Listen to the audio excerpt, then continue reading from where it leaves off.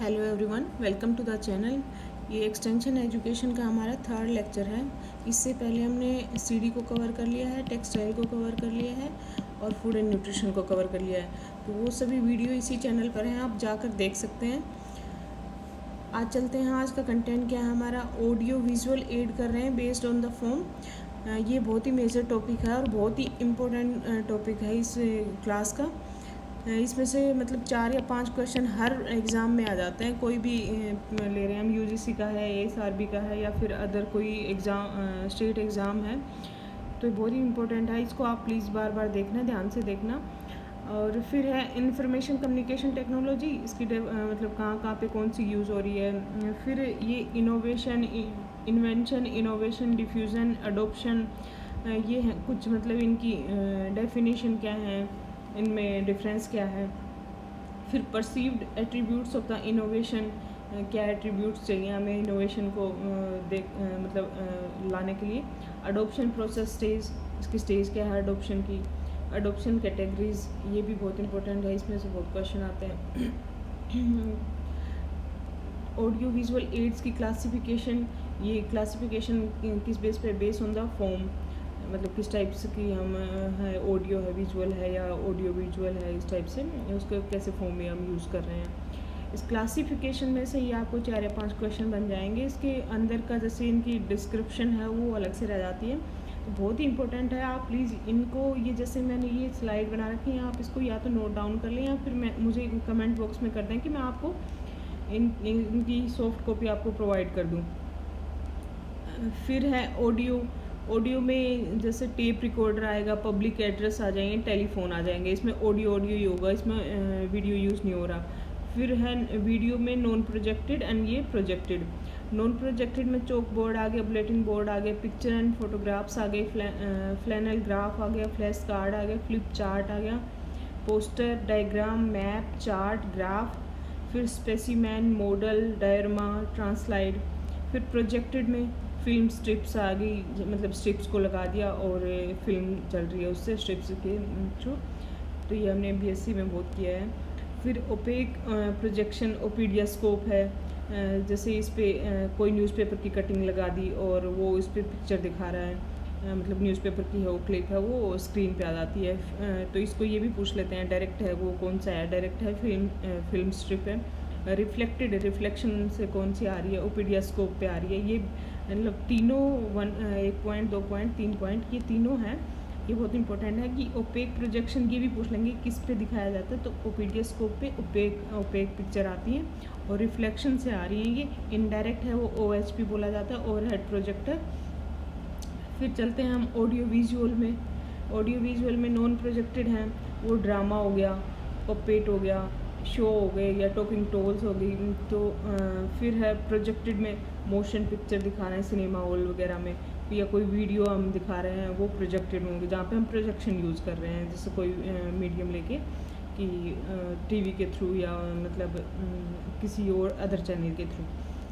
फिर है bulletin board को एक्सप्लेन कर रखा है यहाँ पे, जैसे 2D 3D कुछ भी हो सकता है, इस पर हम कैसे भी हम स्पेसिमैन लगा सकते हैं बुलेटिन बोर्ड पे। तो सॉफ्ट इंसुलेटिंग बोर्ड है और in form of word, graphs, charts, photographs, illustration, publications, इस पर हम कुछ भी लगा सकते हैं। जैसे छोटे बच्चों के लिए हम कुछ वर्ड की जो बोर्ड सा बना देंगे और उसके ऊपर वर्ड्स रहते हैं, जैसे ABC कुछ भी। और फिर उसके लिए जो फार्मर्स के लिए हैं, उसके लिए कोई हल्का फुल्का मॉडल बना दिया, 2D मॉडल बना दिया, वो लगा दिया इसके ऊपर। ग्राफ्स लगा दिए, चार्ट लगा दिए, पब्लिकेशन, ये पेम्पलेट वगैरह, फोल्डर वगैरह ये लगे रहते हैं। फिर है फ्लैनल ग्राफ, ये ध्यान रखना है। सॉफ्ट इंसुलेशन, इंसुलेशन बोर्ड होता है एक, जो पेपर रहता है उसके पेपर लगाया जाता है, इंसुलेटिंग मटेरियल बोलते हैं उसको, वो लगाया जाता है। फ्लैनल ग्राफ है, message are prepared with sand paper backing, placed 1 by 1 on board and covered with flannel और थिक क्लॉथ। तो ये डिफरेंस है, इसमें ध्यान रखना बुलेटिन बोर्ड में और फ्लैनल में। इसमें फ्लैनल क्लॉथ है वो उससे कवर किया जाता है इसको, जो भी prepared with the sand paper, message को सैंड पेपर से बनाया जाएगा और वो इसके ऊपर लगाया जाएगा और फिर उसके ऊपर ये क्लॉथ लगाया जाएगा, फ्लैनल क्लॉथ है जो। फिर है flash card, flash card pack of cards, 30x25 centimetre size रहता है इसका। कोई भी थीम ले लेंगे, जैसे लूज सीड्स भी बोलते हैं इसको, तो यही आ जाएगा loose seeds. A card is bound by the loose seeds, तो उसको क्या कहेंगे, तो उसको फ्लैश कार्ड है। फ्लैश्ड टू ऑडियंस 1 by 1, मतलब कोई स्टोरी ले लेंगे, कोई थीम ले लेंगे, और फिर जैसे पिक्चर्स होती हैं उस स्टोरी के उसके कार्ड के ऊपर, और वो चलती हैं, तो वो उसके एक्सप्लेन करता रहता है जो भी उसके पीछे रहता है, तो ऑडियंस को मतलब थीम बेस पे रहती है। फिर फ्लिप चार्ट है। अरेंज्ड लाइक ए कैलेंडर मतलब ये तो लूज सीड्स रहेंगी, और ये इसमें बाउंडेड होता है और कैलेंडर की तरह चलता रहता है। बाउंड फॉर्म में रहता है, ये लूज फॉर्म में रहता है, ये ध्यान रखना है। यही डिफरेंस है इन दोनों में। बिग साइज़ का रहता है। Leaves are turned over 1 by 1, मतलब फ्लिप होता रहता है ये, और टर्न होती रहेगी एक दूसरे के ऊपर। फ्लिप टीज चार्ट बोलते हैं, और सस्पेंस चार्ट भी बोलते हैं इसी को। जैसे कोई भी ये लिया चार्ट बनाया हमने, और यहाँ पे हल्की हल्की पतली पतली स्ट्रिप्स लगा दी, उसके नीचे कुछ हम इंफॉर्मेशन नोट डाउन कर देंगे। फिर ये कट किया, और यहाँ पे अदर पेपर से मतलब वो बना रहे हैं, उसमें फ्लिप टीज बोलते हैं उसको। तो ये डिफरेंस है इसके अंदर। फिर पोस्टर है। पोस्टर में ये जैसे 3 वो पूछे जाते हैं कि ABC इसका रहता है कोड पोस्टर का, तो उसके ABC में ही पूछ लेंगे कि जैसे AB का आपको दे दिया, और C का मतलब क्या है, तो अट्रैक्टिव, A से अट्रैक्टिव होना चाहिए पोस्टर। ब्रीफ होना चाहिए, ब्रेविटी होनी चाहिए, ब्रेविटी या ब्रीफ दोनों एक सेम है। और फिर है क्लियर होना चाहिए, मैसेज जो भी है बिल्कुल वो होना चाहिए। ब्रीफ मतलब 4 या 5 वर्ड्स होना चाहिए, ज़्यादा भर के नहीं होना चाहिए, और मैसेज जो भी है वो बिल्कुल क्लियर होना चाहिए। फिर फॉर क्रिएटिंग अवेयरनेस के लिए है brevity, note more than 5 words, मतलब ज़्यादा वर्ड्स नहीं होना चाहिए। और कम्युनिकेशन जनरल वगैरह में ABC रहता है, उसमें क्या होती है, एक्यूरेसी होता है। ये अट्रैक्टिव मुझे एक्यूरेसी होगा, और B से ब्रेविटी और C से क्लैरिटी, ये दोनों सेम है, लेकिन यहाँ पे एक्यूरेसी होगा कम्युनिकेशन में। वैसे इसी के ABC ज़्यादा पूछे जाते हैं, ये 2-3 क्वेश्चन पेपर में मैंने देख चुकी हूँ। पोस्टर के ABC में पूछ लेते हैं, जैसे A या C का मतलब दे दिया, तो B का पूछ रहे हैं कि B क्या है, तो कई बार बोल्ड भी बोला जाता है। ब्रीफ, ग्रेविटी, ब्रीफ ही रहता है वैसे इसका, कि 4 या 5 से होना चाहिए। डायग्राम है line drying of an object और आइडिया, ये है डायग्राम। क्या बनाएंगे, कोई भी है पिक्चर है, उसका डायग्राम बना रहे हैं हम, तो line drying of an object और आइडिया। मैप है informative diagram of an area, मतलब वहाँ की इंफॉर्मेशन दे रहे हैं एरिया की। चार्ट है information in tabular form, chart में टेबल्स वगैरह उससे उसके थ्रू इंफॉर्मेशन रहती है। ग्राफ है डायग्रामेटिकल रिप्रेजेंटेशन है, जो भी ग्राफ बना रहे हैं मतलब डायग्राम्स वगैरह यूज़ करके हम उसको शो कर रहे हैं। फिर है ये जो 3D रहते हैं, इनकी definition. Specimen, model, diorama, mockups. Specimen है सैम्पल रिप्रेजेंट्स द होल, मतलब एक सैंपल बना लिया और उसका मॉडल हम उसको दिखा देंगे एक टाइप से। और ये जैसे कोई मशीन है, मशीन तो एक्चुअल में जिस मॉडल में हम यूज़ करते हैं। स्पेसिमैन में ओबियसली जो फार्मर्स के लिए जो ये मॉडल बनाते हैं, जैसे बायो वेस्ट के लिए जो FIM बनाते हैं जिसके लिए, या फिर केंचुए की जो खाद के मॉडल रहते हैं, या फिर अजोला के जो मॉडल रहेंगे उसके वो मॉडल बना दिए छोटे छोटे कि हम कैसे हम उसको जैसे पॉन्ड सा बना दिया और उसके अंदर अजोला का पॉइंट दे रखा है, तो स्पेसिमैन यूज़ कर रहे हैं। फिर मॉडल में miniature replica of an object, ये इसमें ये रहता है कि इसमें छोटा सा मॉडल बना दिया उसका, और ऑब्जेक्ट का सेम उसमें मतलब ज़्यादा ये रहता है कि उसमें एक्सप्लेनेशन बहुत ज़्यादा रहती है। फिर है डायरामा। डायरामा में scenic representation of original, scenes उसमें होगा बिल्कुल टोटली। डायरामा में scenic representation of original. Mocks में miniature replica of object in working condition. हाँ, ये ध्यान रखना है कि मॉक्स में वर्किंग कंडीशन में दिखाया जाता है जो भी स्पेसिमैन होगा उसको। फिर ट्रांसलाइट किसको बोलते हैं, transparent big size photographs display by providing light at the back. तो ये ध्यान रख लेना, बहुत इंपॉर्टेंट है ये। हाँ, इसमें डिफरेंस बहुत आते हैं। डायरेमा का ही दे दिया कि मिनिएचर रेप्लिका है, और मतलब ऑपोजिट करके इमेज द फॉलोइंग में भी आ जाते हैं। तो ये ध्यान रखना है आपको कि कैसे आपको वो करना है, बहुत इंपॉर्टेंट है ये चीज़ें। फिर मैंने बताया था ओपेक है वो रिफ्लेक्शन से आती है, ओपीडी है स्कोप में, और OHP है वो इनडायरेक्ट है, स्लाइड प्रोजेक्शन है वो डायरेक्ट है। Drama theatrical performance around a theme by some people who have rehearsed it, मतलब थिएट्रिकल परफॉर्मेंस होगी ड्रामा को। फिर ICT कहाँ पे कौन सा यूज़ कर रहे हैं, भूमि है वो कर्नाटका में यूज़ कर रहे हैं, record of rights tenancy and crops.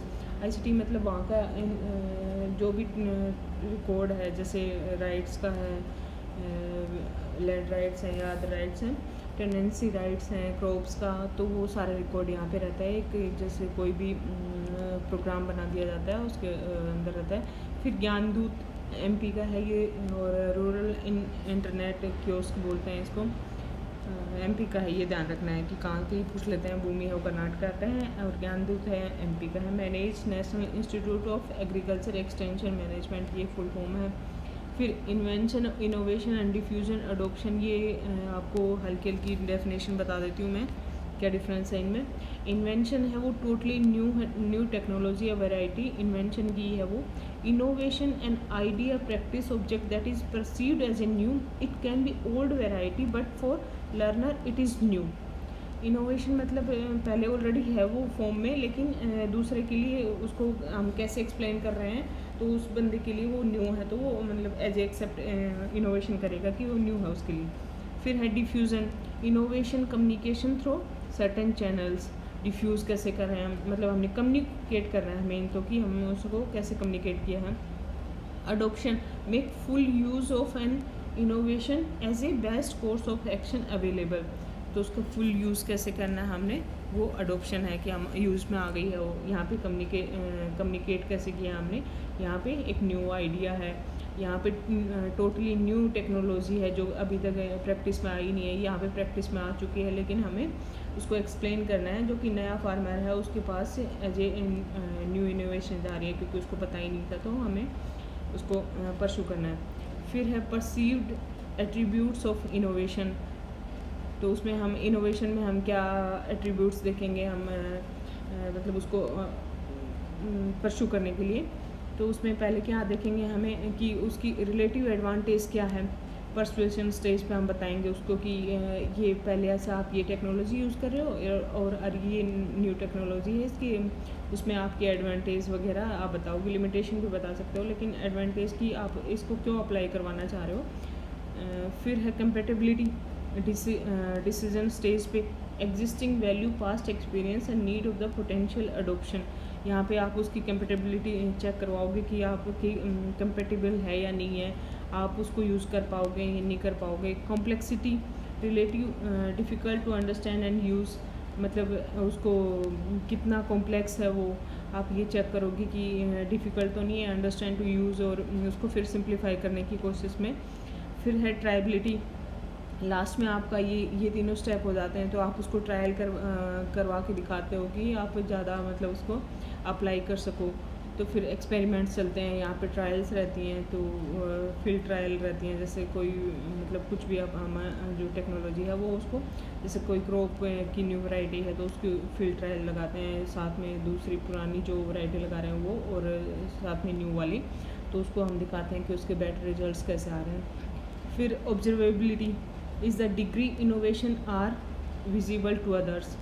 Observability मतलब इंटेंसिव उसको ट्रेनिंग करवाते हैं, फैसिलिटेशन करवाते हैं डिफ्यूजन का, कि भाई देखो ये डिफरेंस आया है, और ऐसे ऐसे हम जैसे पिक्चर से या कैसे भी उनको इनोवेशन देने की विजिबिलिटी करवाते हैं उनको। ऑब्जर्वेट कि या तो स्टोरी सुना के कि भाई ऐसे ऐसे उसने लगाया है, और वो देखो उसका अच्छे रिजल्ट्स आए हैं। फिर all attributes positive except complexity, मतलब और सारे प्रोजेक्ट जो हमने देखे हैं वो एट्रीब्यूट हैं वो पॉजिटिव रहते हैं, लेकिन कॉम्प्लेक्सिटी में ज़्यादातर नेगेटिविटी देखी जाती है कि बहुत ज़्यादा कॉम्प्लेक्स है इस टाइप से। फिर अडोप्शन प्रोसेस स्टेजेस क्या हैं, और ये जॉन एंड हैव्स ने दी हुई है। तो इस ये आईटा के नाम से बोला जाता है, AIETA। एक्चुअल में ये इसमें एक्सटेंशन में बहुत सारी ऐसी टर्म्स होंगी कि मतलब जो स्टेजेस रहेंगी कन्फ्यूज़न हो जाता है, और मतलब क्वेश्चन वहीं से पूछे जाते हैं जहाँ पे हम कन्फ्यूज़न सोच रहे हैं होता है हमें। तो ये मैंने कुछ यहाँ पे ट्रिक ही यूज़ कर रखी हैं, तो उससे ट्रिक्स मैं बार बार यूज़ करती हूँ। मैं लास्ट में आपको हर वीडियो में लगभग दिखाने की कोशिश करूँगी, और ट्रिक्स को आप अपनी उसमें रूम के अंदर जहाँ पे भी आप सो रहे हैं या जो स्टडी कर रहे हैं वहाँ पे आप लगा लें, और उसको बार बार देखना है। और मतलब चाहे आप शॉर्ट फॉर्म लगाओ, फिर आप सोचने की कोशिश करो कि अडोप्शन प्रोसेस में ए का क्या मीनिंग है, अवेयरनेस है, जैसे यहाँ पे इंटरेस्ट है, यहाँ इवेल्युएशन है, यहाँ पे तो आपको सोचना है, इस पे माइंड पे आप प्रेशर डालोगे तो आपको मतलब धीरे धीरे याद होना शुरू हो जाएगा ये। तो आपको सिर्फ़ और सिर्फ ये शॉर्ट ट्रिक्स लगानी है वहाँ पे, और एक चार्ट बना के आप जैसे भी याद करना चाहें आप कर लेना उसको। फिर है ए से अवेयरनेस, मतलब आप अडोप्शन के लिए पहले सबसे पहले आप अवेयर कराएंगे, फिर उसका इंटरेस्ट क्या है, इंटरेस्ट के अकॉर्डिंग आप मतलब उसको परस्यू करेंगे। फिर इवेल्युएशन करेंगे कि भाई मतलब टेक्नोलॉजी है वो देने लायक है या नहीं है, या इनके लिए इजी है या नहीं है। फिर जो ट्रायल है, हम ट्रायल लगा के देखेंगे जो भी मैंने बताया फील्ड में, जैसे कोई पहले की टेक्नोलॉजी है उसका एक मॉडल लगा दिया, दूसरे का फिर नई टेक्नोलॉजी है उसको लगाया, फिर एट लास्ट में अडोप्शन होगा उस टेक्निक का। फिर है ये एक्सटेंशन टीचिंग के, जैसे मैंने इकट्ठे करने की भी कन्फ्यूजन ना हो, जैसे ए से यहाँ पे अवेयरनेस है, यहाँ पे अटेंशन है। एक्सटेंशन टीचिंग में अटेंशन पे करेंगे हम ही तभी मतलब टीच कर मतलब गेन कर पाएंगे। फिर इंटरेस्ट हमारा क्या है उसके अकॉर्डिंग, फिर डिज़ायर को हमें मतलब करना है। फिर ये सी से है, सी से I think I can't see है। फिर ए से एक्शन है, तो ये ध्यान रखना है, यहाँ से सेटिस्फेक्शन है जैसे, तो ये ध्यान रखना है कि आपको मतलब कन्फ्यूजन नहीं करना है इसमें। फिर सोटर है, ये एक्सटेंशन एजुकेशन प्रोसेस है। तो ये सारे लास्ट में एक ट्रिक में लगा लेना, और आपको जो भी एक्सप्लेन कर रखा है उसको आप दिमाग पर प्रेशर डालना कि मुझे कैसे रिकॉल करना है इनको बार बार देख के, तो ट्रिक शॉर्ट ट्रिक ही लगाना। फिर अडोप्टर कैटेगरीज है, ये इसमें से भी बहुत क्वेश्चन आता है कि ये भी पूछ लेते हैं, जैसे ये स्टेजेस कौन से उस पर आती हैं, जैसे पहले क्या होगा, इनोवेशन आएगा, फिर अर्ली अडोप्टर्स बोलते हैं, फिर अर्ली मेजॉरिटी बोलेंगे, फिर लेट मेजॉरिटी, फिर लगार्ड्स जो लास्ट में इनोवेशन को गेन कर रहे हैं। ये इनोवेटर हैं, ये सबसे पहले अडोप्ट करते हैं टेक्नोलॉजी को।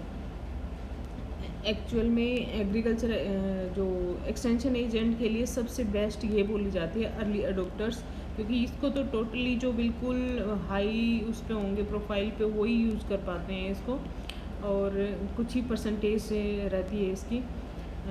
To best for extension agent to pursue for the new technology, तो ये स्टेज सबसे ज़्यादा अच्छी बोली जाती है परस्यू करने के लिए। फिर है अर्ली मेजॉरिटी, मतलब ये तो इन फार्मर्स को देख के कर लेते हैं। फिर लेट मेजॉरिटी कि भाई हाँ चल रही है, तो लास्ट में हम ये। फिर लगार्ड्स बिल्कुल कि लास्ट में जाके उसको करते हैं, वो उसको लगार्ड्स बोलते हैं। और 16%, तो ये परसेंटेज भी आपको ध्यान रखनी है, ये भी पूछते हैं कि 16% लगार्ड्स बोलते हैं, तो 2.5% है वो इनोवेटर है। फिर इसकी जो बेल शेप्ड कर्व्ड रहती है, ये ध्यान रखना है कि इसको कर्व को क्या बोलते हैं, एस शेप्ड या बेल शेप्ड। वही बता रखा है मैंने, जो 2% है, 2.5% है वो इनोवेटर। 13 पॉइंट, ये बस ध्यान रखना है, ये बहुत मोस्ट इम्पोर्टेंट है। फिर ये भी पूछ लेते हैं, तो और ये हाईएस्ट मतलब एजेंट के लिए अच्छा रहता है, यहाँ पे परस्यू करने में पूरा उनको अच्छा टाइम लगता है इनको परस्यू करवाने में। फिर इनको देख के ये करते हैं। फिर है हाँ, ये ट्रिक्स मैंने हर वीडियो में लगाने के लिए कि भाई ये ट्रिक्स को लगाओ आप। सोटर जैसे एक्सटेंशन एजुकेशन के प्रोसेस को सोटर कहेंगे, प्रिंसिपल क्या है, फिर एक्सटेंशन के ये। तो आपको ये कॉपी में में पेज बनाओ, और आपके जो जहाँ पे भी आप स्टडी कर रहे हो वहाँ पे लगा लेना। ये ध्यान रखना है टीचिंग के स्टेप्स हैं वो किसने दिए हैं, विल्सन एंड गैलोप ने दिए हैं। और एक्सटेंशन प्रोग्राम प्लानिंग के इनोवेशन डिसीजन प्रोसेस है वो, उसको क्या बोल रहे हैं। फिर अडोप्शन प्रोसेस को भी ध्यान रखना है आपको, ये एक बना के रखें, और जहाँ पे भी पढ़ते जाएं आप वहाँ पे आप इसको मेमोराइज़ करने की कोशिश करें। आज के लिए इतना ही गाइस।